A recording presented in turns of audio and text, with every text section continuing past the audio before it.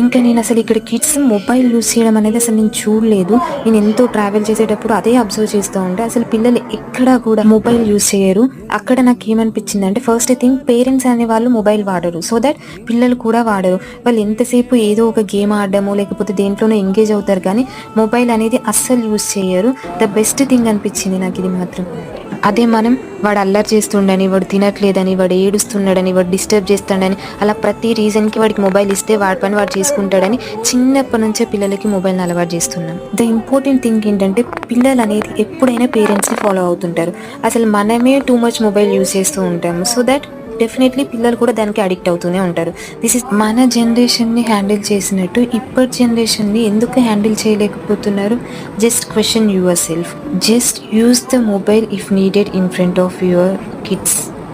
Just learn the parenting skill and be a successful parent.